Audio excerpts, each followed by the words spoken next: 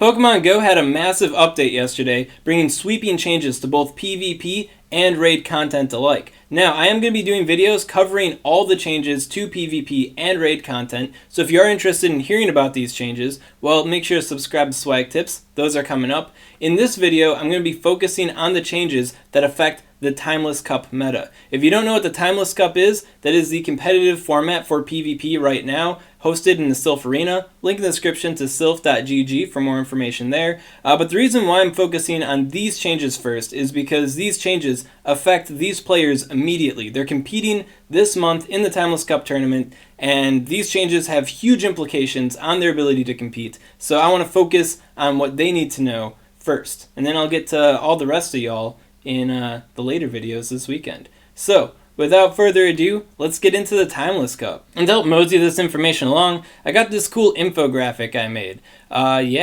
Going over the Timeless Cup changes. If you want to get this graphic, link in the description to it. So, starting out, the losers. We have Team Nerfed. Yeah, so they nerfed Hydro Cannon. Hydro Cannon used to have 90 base power, now it's got 80 base power. And in my opinion, as far as Swampert and Blastoise are concerned for the Timeless Cup, that's like enough to kind of knock them out. Before, they were on the fringe. It was like, oh, you could use Swampert, but to get a lot of its KOs, you need to get the bait off and land the Earthquake. And then Blastoise was like, yeah, I'm here because I do neutral damage pretty well, and hey, I also got Ice Beam.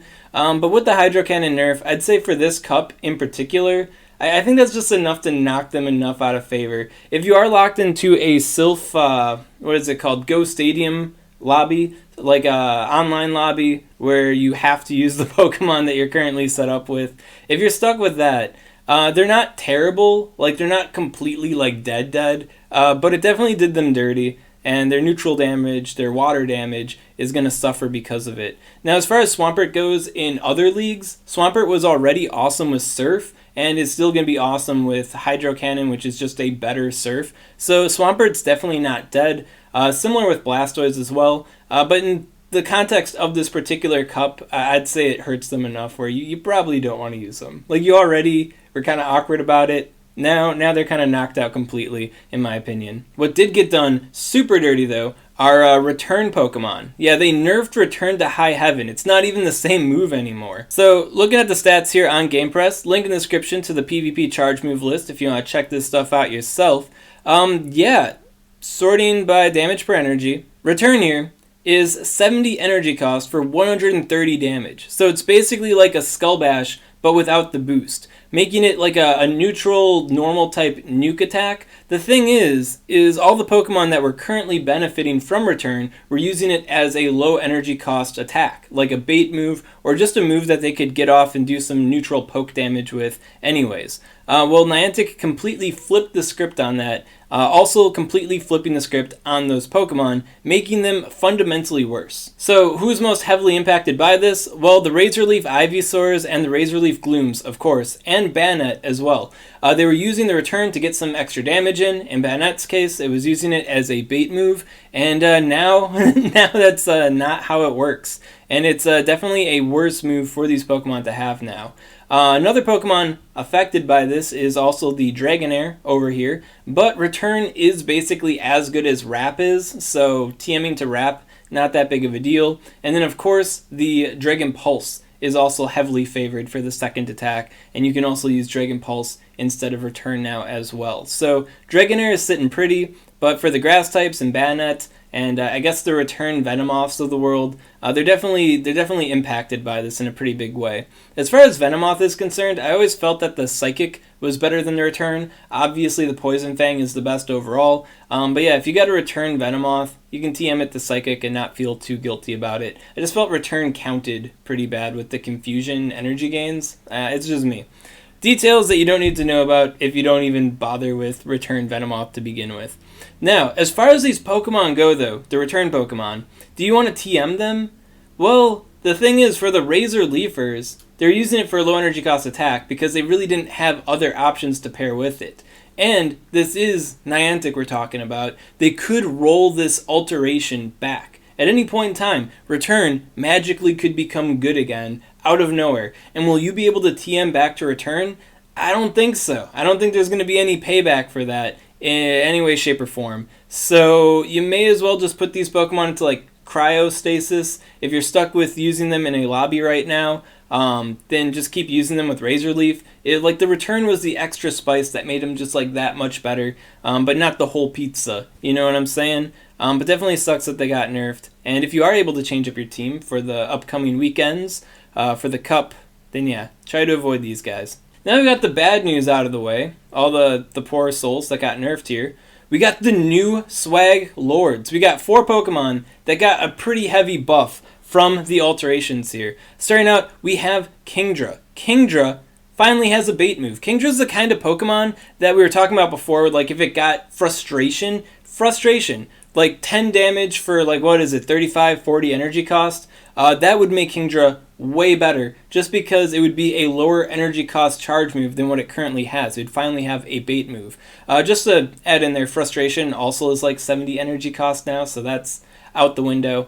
At any rate, doesn't matter. Kingdra has Octazooka now, which is 50 damage for 50 energy, which is pretty mediocre. It's pretty meh, but it is 50 energy. Lower energy cost than all of Kingdra's other charge moves, which means Kingdra now has a bait move and it has a poke move. When I say a poke move, I mean this guy's primarily doing fast move damage, and then that additional like baby slap of charge move damage is enough to push a lot of matchups that it was losing into the victory bin, which is already awesome for Kingdra.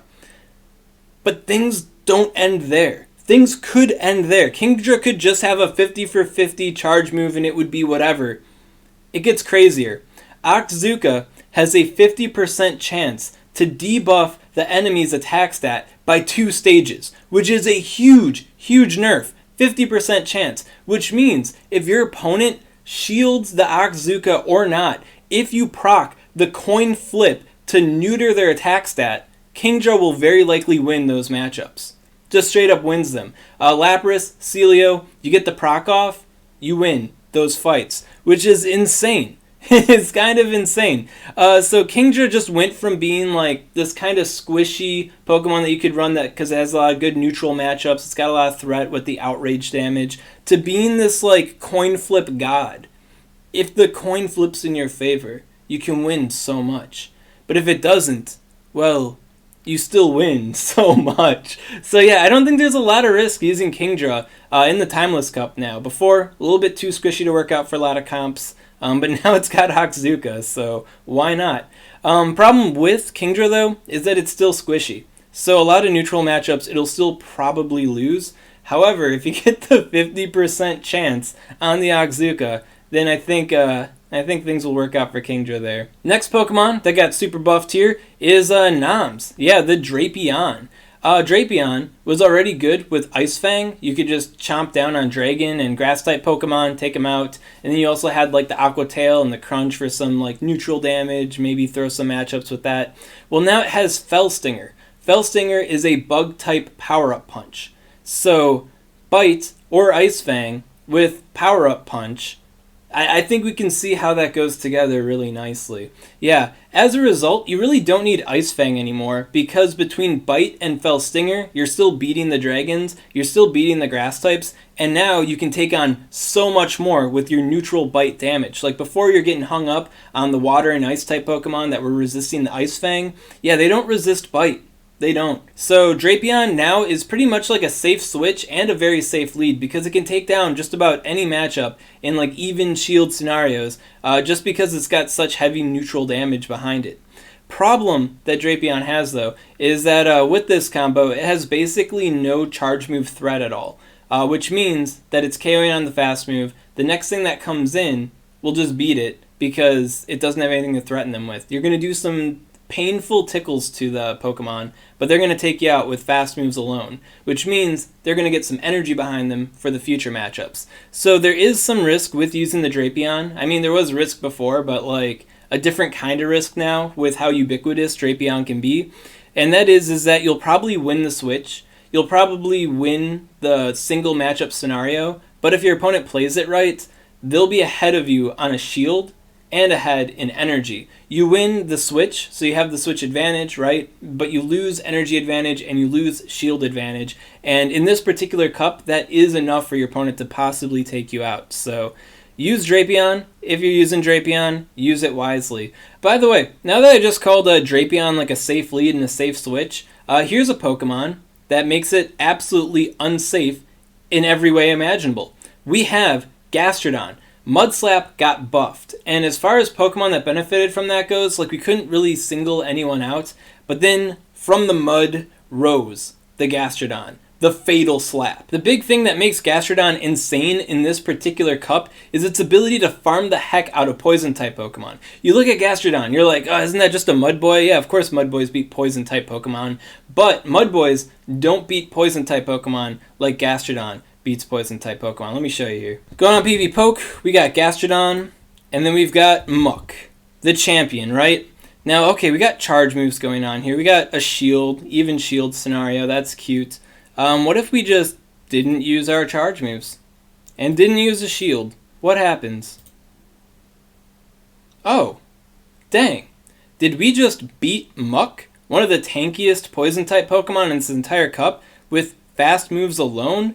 And this is 8 energy per fast move, 10 fast moves here. That's 80 energy. 80 energy. May I remind you that Gastrodon has Body Slam, and Gastrodon has Earth Power. If you swap into a Poison type, you think you're safe, catching the whatever, swapping into your Poison type, and Gastrodon catches you, you're kind of wrecked. Gastrodon is going to ruin your life, because it's going to farm up all that energy, and then it's just going to dump Body Slams and Earth Powers on the next thing that comes in. And very few things in this cup really like getting hit by Body Slam. Let Celio be a testament to that. So, yeah, pretty insane. You want to look at other things? We got Skunk Tank. In fact, all of them. Drapion, of course. Do I have to show you Drapion too? Fellstinger and Aquatail. Oh, dang. Just got farmed. No shield spent. No charge moves used. Just straight up slayed them. Now, Pokemon that Gastrodon does have to be worried about is Venomoth. Venomoth, the confusion damage, it's going to be a lot, and then the Silver Winds, also going to be a lot. So if you are up against a, what's it called? Venomoth? If you are up against Venomoth, you will have to use your Body Slams to get through that matchup. So almost every Poison-type Pokemon.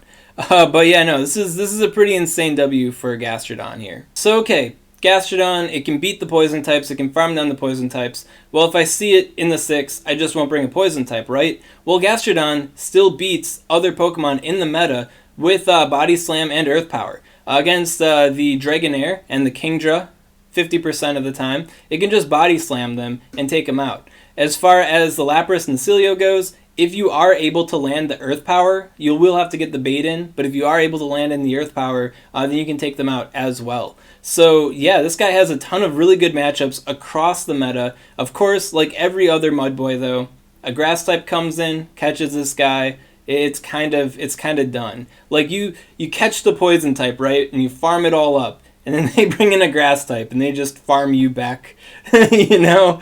So yeah, maybe things won't be super good for the Gastrodon because of the Grass type threat, but I think Gastrodon is insanely threatening now for this cup. Last but not least, we got the hype man here, Pincer. So Pincer got Close Combat, and the change to Close Combat's insane. Just look at this. DPE-wise, Close Combat is the 3rd most powerful charge move in the whole game right now. 100 base power for only 45 energy. Okay, that's Frenzy Plant level, right? But the thing with Close Combat, fighting type damage is far more ubiquitous than grass type damages. Like very few resistances, really good super effective coverage across the board with Close Combat. So Close Combat's insane now.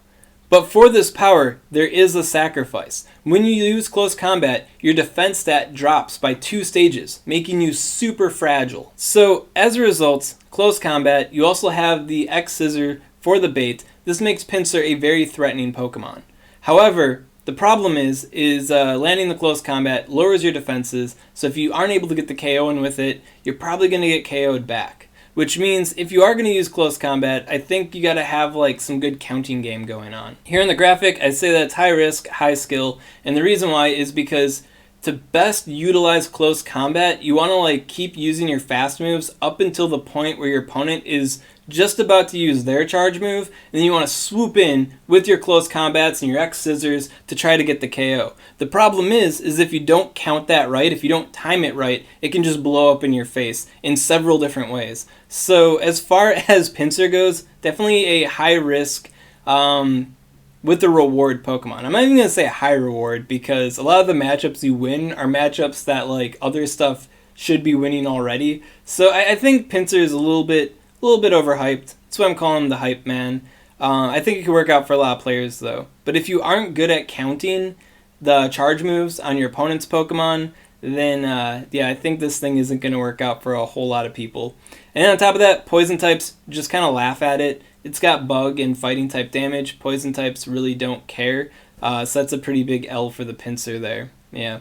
Pincer could be really threatening, could work out, but I'm really not feeling it. Just too risky. And then finally down here, if you guys did not hear the ultimate announcement from this whole thing, it's not even part of the announcement, it was data mined.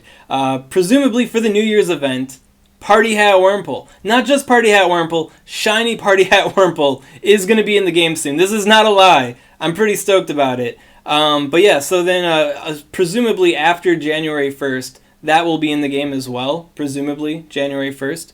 And when it is eligible for the Timeless Cup, and so expect to see that in winning teams, for sure. So one set of Pokemon I didn't mention in my infographic that I feel like bringing up here are Pokemon with Overheat. So Overheat is now the most powerful damage per energy charge move in the entire game. Of course it has a drawback though, right? The drawback is that it lowers your attack stat by 2 stages, making it kind of risky to, you know, when you whip it out, you better be killing with it, because if you don't, you're going to be sitting with a -2 attack stat.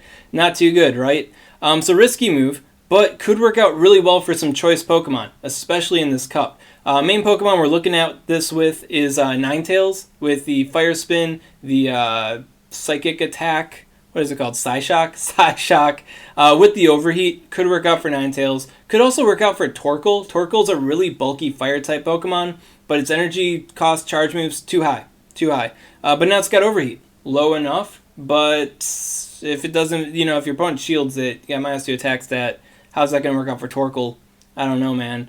And then another Pokemon that could be good with this is the Charizard, the Wing Attack versions, because the Wing Attack ones can't get Blast Burn, so this could be like their Blast Burn. As far as other Charizards go, I'd say Blast Burn competes with it well enough, where you may as well just use Blast Burn and not suffer the -2 attack stat drop, right?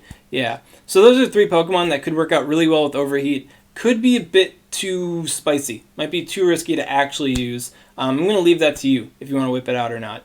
Another Pokemon that you might be thinking of too, like with the close combat buff, and then you also have the Overheat buff, maybe, just maybe, Infernape. Right now, the jury's kind of out on Infernape. It looks like it's going to be pretty bad still. Like, it's just too frail, not hitting hard enough, still not exactly hitting fast enough to be viable for the starter type slot. So, yeah, sorry Infernape. Somebody use it and win and prove me wrong. Let's do that. At any rate, those are the main changes that affect the Timeless Cup. If you are curious about the changes that are affecting the greater PvP meta, or perhaps even the raid meta, well, those videos are coming up later in the weekend, so subscribe to Swag Tips, check them out. If you got any questions on this content, comment below, let me know what's up, and I'll be happy to help you out. And yeah, and I'm going to tell you to subscribe to me again, because that's how I'm used to ending these videos, so subscribe.